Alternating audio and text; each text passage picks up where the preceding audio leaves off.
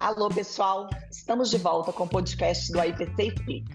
Aqui você acompanhará conversas com diversos especialistas do universo do cacau, com o objetivo de mostrar um pouco sobre temas importantes da cacauicultura.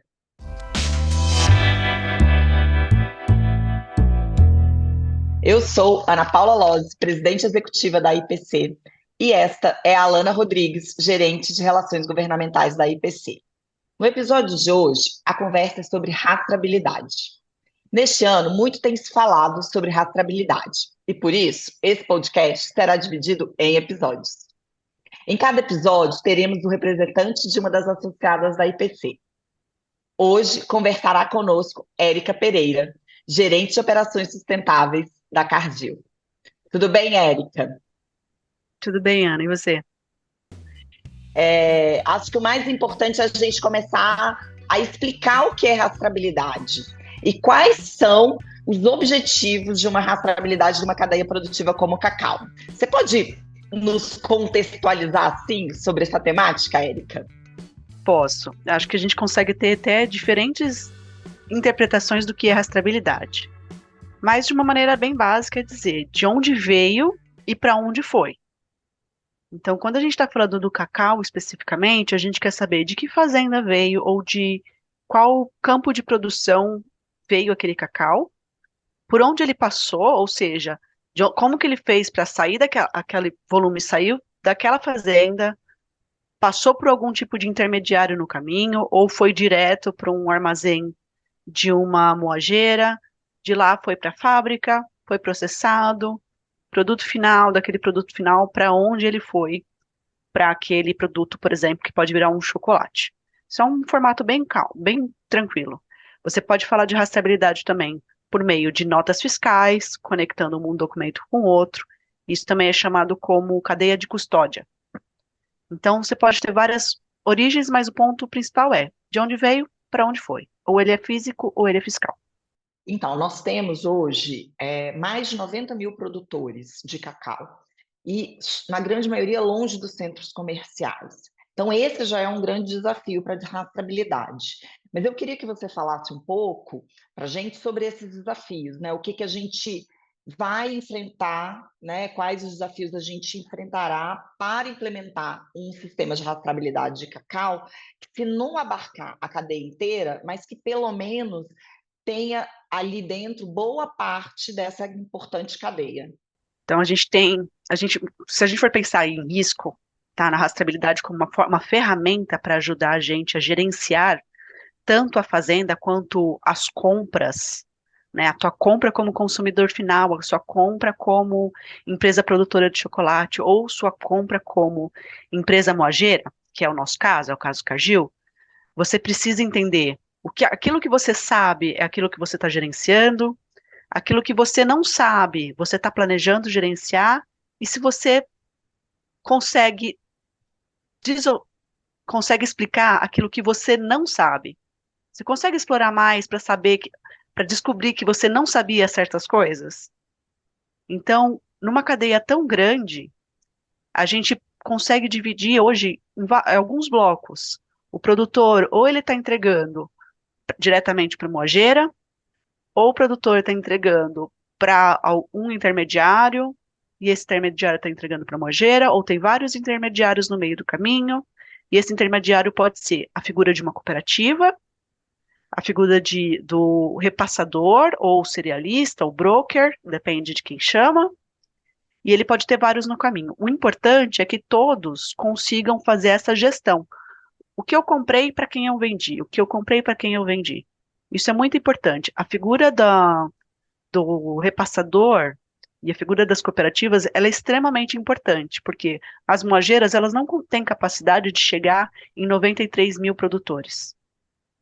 Mas eles conseguem ter, não com todos os detalhes. Então, um depende do outro. Então, aquele que está fazendo a primeira compra de um produtor de cacau, o produtor de cacau precisa passar suas informações e assim por diante. Então, você consegue fazer uma boa conexão desde lá o plantio até quem está comprando no final, para poder fazer o chocolate no produto, né? E você fazer uma gestão de quais são os pontos que estão faltando, e aí sim, você quase consegue enxergar desses pontos que estão faltando, quais são as ações que são necessárias coletivamente para serem resolvidas. Porque uma moageira atender 93 mil produtores, ela não consegue. Mas é um trabalho coletivo, porque todos estamos ligados. Então a gente consegue fazer, sim, trabalhos diferentes com relação a isso. E você acha que hoje tem, quando a gente pensa em legislações, né? A gente sabe que tem legislações internacionais que acabam fomentando e acelerando esse processo de rastreabilidade, mas eu queria saber se você acha que existem políticas públicas nacionais que estão ou que podem vir a fomentar uma aceleração desse processo de rastreabilidade na cadeia do cacau. Sim, hoje a gente tem como política internacional a que mais está sendo falada é a EUDR, né? EUDR, que é uma regulação europeia sobre desmatamento, desflorestamento, na verdade. Ele está focando nesse momento em florestas. Se você está diminuindo o tamanho de uma floresta, você está degradando uma floresta por conta daquela matéria-prima. No nosso caso, você está desmatando para plantar cacau? Essa é a pergunta principal. Para o caso do Brasil, nós temos várias políticas públicas que não necessariamente estão ligadas. E esse é o trabalho principal hoje que a gente tem feito junto com a IPZ, de como conectar isso. Porque conectando aí, de fato, a gente consegue fazer a rastreabilidade. Então, a legislação hoje do Código Florestal, ela é focada em saber se as fazendas estão mantendo a proporção ambiental que o código pede. Mas, além disso, a gente também consegue olhar o campo de produção do cacau e saber se ele está se expandindo a ponto de desmatar uma área que não deveria, né? Então, o cacau está sendo vetor de desmatamento? Ou o cacau ele está sendo vetor de soluções? Então, são perguntas que a gente hoje tem buscado resolver conectando. Então, a política do Código Florestal, então vem aí a figura do CAR. Estamos falando também sobre políticas com relação às notas fiscais, como essas notas se conectam, né? Então, a gente vai ter políticas específicas com relação a isso e também um desenho específico para os municípios. E, além disso, ainda tem um programa nacional de rastreabilidade que está sendo discutido, e esse programa nacional, ele está sendo acompanhado aí especificamente pela IPC, de como fazer essa conexão dessas diferentes plataformas. Porque aí sim você vai ter uma plataforma única, onde você encontra a informação de rastreabilidade e continua a sua rastreabilidade. Então você pega a primeira parte ou a segunda parte e continua a sua até conseguir entregar aquilo com confiança para o consumidor. Afinal de contas, nós somos os consumidores de chocolate também, então a gente também quer entender de onde aquilo veio, para onde ele está indo. Eu acho até que isso é um pouco do que eu ia comentar agora, e aí pegando o gancho de novo, né, daquelas oportunidades ou das vantagens da rastreabilidade, que é justamente como vocês têm visto o perfil do consumidor pensando rastreabilidade. Se ela pode, a gente, você já até, né, pincelou um pouco aí sobre esse tema, mas como que a rastreabilidade, e a gente pensa numa rastreabilidade que, a partir dos pontos que você comentou, Eric, ela não é só fiscal, né? A gente tem outros pontos, como, por exemplo, a questão ambiental, que estão sendo consideradas para fins de rastreabilidade. E como que essas diferentes nuances têm influenciado o perfil de consumo? No Brasil, talvez no mundo, de uma forma mais geral, como que a rastreabilidade pode influenciar a decisão de compra dos consumidores? E aí a gente pensa no cacau como um produto que já nem tem mais uma relação oferta e demanda tão elástica, né? As pessoas não deixam de comer chocolate, mas tem cada vez mais procurado um perfil de chocolate que atende às suas expectativas pessoais, enfim, né? E aí, como que você tem visto esse movimento, Érica? Bom, eu trabalho com sustentabilidade já tem muito tempo, né? Então dá para a gente traçar um paralelo interessante com os tipos de rótulos que a gente já viu ao longo do tempo, né? A gente já viu muita coisa falando sobre a marca, o que que a marca, qual que é o diferencial de sabor, o que que aquela marca traz. Ao longo do tempo, Falando de sustentabilidade, já começando uma tendência lá no final dos anos 90, principalmente para chocolate, o Brasil está um pouquinho mais atrasado nisso, mas a gente já começou a ver certificações, selos. Então, aquele selo é uma forma de trazer uma garantia de alguma coisa. A gente conhece aqui no Brasil alguns selos, né? Selos que são de marcas próprias das chocolateiras, ou selos que são privados, mas são bem comuns de mercado, e tem selos também do governo. Por exemplo, o selo orgânico. Ele é estabelecido por lei no Brasil. Então, para o uso daquele selo e tudo mais, ele é bem comum, ele é bem conhecido. O chocolate orgânico não é algo tão amplo no mundo do cacau, né? Mas ainda assim é um bom exemplo. Por quê? Tendo um selo no rótulo, ele dá uma segurança para o consumidor. Mas nem sempre, ao longo do tempo, os selos começaram a ser muito difundidos. E aí começou a confundir os clientes, né? A gente buscava uma informação e agora tem tanto selo que você tem que aprender sobre os selos. O que a gente está buscando agora é uma comunicação mais clara como consumidor. Então, o que aquele selo representa, o que aquilo me dá garantia. Então, o selo, ele, além de ser agora um produto diferencial de marketing, ele também é uma forma de garantir, né? Ele é uma forma de garantias para o consumidor. Então, o consumidor brasileiro, ele tem tido no mercado aí pelo menos, eu posso estar mais ou menos diferente no número, mas pelo menos 30% do mercado já tem dito que está buscando um produto com mais rastreabilidade. E de 40% a 50% busca algo em sustentabilidade. E essa interpretação de sustentabilidade, às vezes, ela vai mais para a saúde do que necessariamente os 3 pilares clássicos de sustentabilidade. Quando a gente está falando de um selo de rastreabilidade, ele normalmente está associado a garantia de direitos humanos e garantia de zero desmatamento. Então, esses 2 pontos são essenciais para a nossa rastreabilidade. Então, ele sendo mais simples, tendo uma comunicação mais clara, o consumidor entende que, se ele consumir aquilo, ele também está promovendo uma cadeia mais adequada. E isso reflete lá no produtor, numa cadeia melhor gerida. Isso E é você legal, né? acha, Porque gera desculpe, Ana, gera aquele sentimento de pertencimento. Eu estou consumindo e contribuindo, faz muita diferença, né? Eu acho que para o consumidor, no geral, assim. Exato, eu é, concordo. nessa parte do consumidor, a minha questão é: o consumidor está preparado para, ao ter isso, pagar um pouco mais pelo produto? Porque a gente entende que tudo vai ter um custo, né? Você não vai implementar uma plataforma de rastreabilidade que entregue toda essa segurança ao produtor sem que isso tenha algum custo ao longo da cadeia. Esse custo pode ser de um dos elos ou de todos os elos, mas que no fim vai ter um impacto no preço final do produto, independente de qualquer coisa.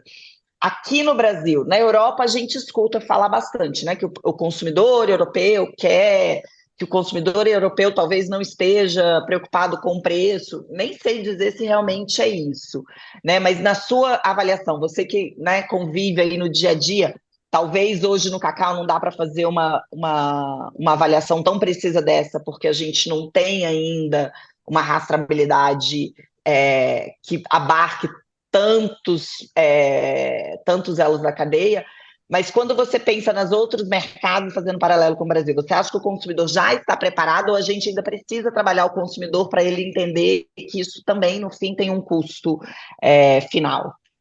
Sim, precisamos trabalhar mais o consumidor, porque quando ele responde, esses 30 a 50% que respondeu sobre querer consumir algo que está associado à sustentabilidade, ele entende que ele precisa pagar mais, porque isso é um custo de transição para essa cadeia estar madura, né? Ela não está necessariamente pronta para entregar tudo aquilo que o consumidor está buscando. Então, ele entende que existe um custo de transição. Mas não necessariamente as pesquisas trazem o quanto. É diferente quando a gente vai fazer uma pesquisa para a Europa. O cliente está o consumidor final ele está disposto a pagar pelo menos 10%, 10 vezes a mais do que ele já está pagando. Então já está bem firme, mas não é o caso do Brasil, tá? Então isso é uma das coisas que é preciso ser checado, justamente porque isso precisa refletir na precificação ao longo de toda a cadeia, desde o produtor até a moageira. Legal. E aí, falando um pouco mais sobre a Cargill, né? Eu sei que todas vocês têm trabalhado de alguma forma rastreabilidade. O que você pode contar um pouquinho de como vocês têm trabalhado rastreabilidade com a rede de fornecedores de vocês? O que vocês têm feito? Como levar essa informação ao produtor para que o produtor também engaje nessa agenda, para que o intermediário, seja a cooperativa, seja o cerealista, também se engaje nessa agenda? Ótimo. A gente tem trabalhado com rastreabilidade já há muitos anos em várias cadeias da Cargill.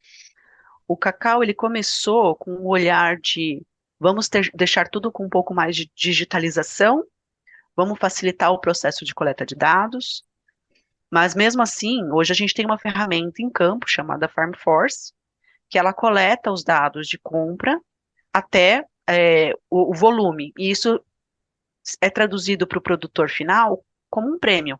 Então, além do prêmio de sustentabilidade que ele entrega, ele também recebe um prêmio de rastreabilidade.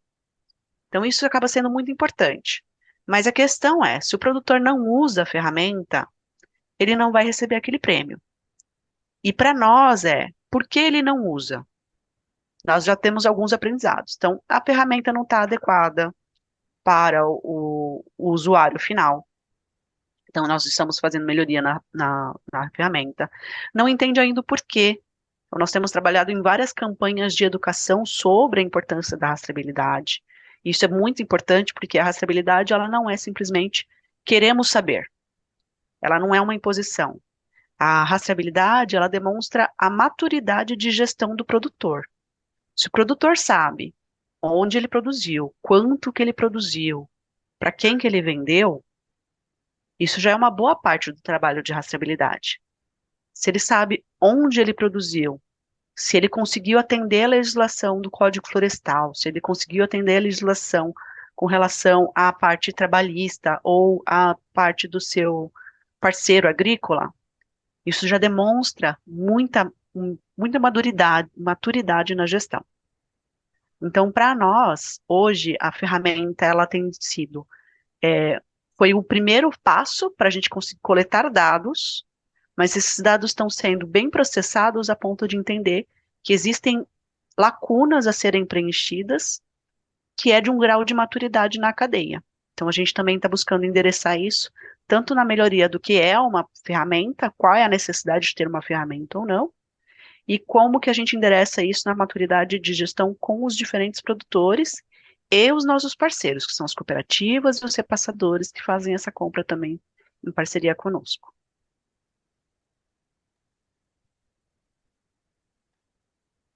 Pode ir, Alana.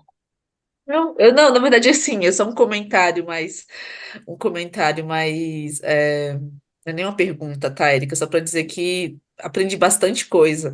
E é interessante também saber mais do que as empresas, e no caso, mais especificamente, do que a Cargill está fazendo ali na linha de frente, né? Porque a gente discute muito esses temas de uma forma mais teórica, conceitual, e quem está no dia a dia, no trabalho de campo, tem uma visão dos desafios, né, e do que tem que ser feito, o que precisa ser feito, que é muito mais apurada.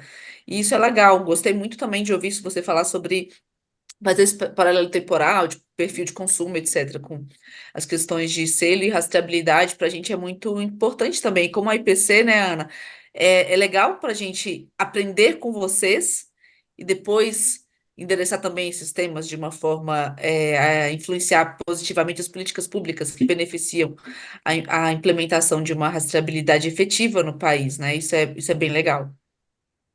E quando você, nesse relacionamento com o produtor, você consegue ver uma evolução, né, de quando vocês começaram para agora, de mais produtores engajados na agenda da rastreabilidade, outros atores engajados na agenda da rastreabilidade, E para além disso, né? E aí, como talvez até uma orientação para a gente, como é que você acha que não só a IPC, mas os outros elos da cadeia, as outras entidades representativas da cadeia, podem ajudar a acelerar esse processo de educação, porque eu acho que tem isso, né? É um processo de educação para a rastreabilidade, né? Educação para a sustentabilidade. É, Sensibilização também, né, Ana?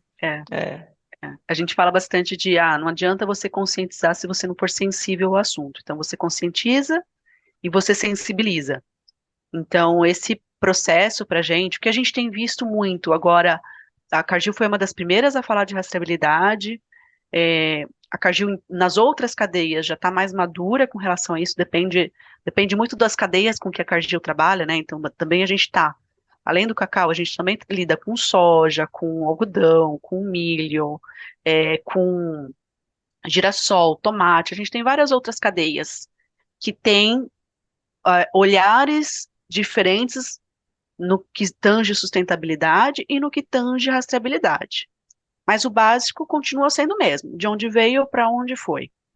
E quais são os riscos ou os pontos a serem checados ao longo dessa transação, né, de um ponto para outro.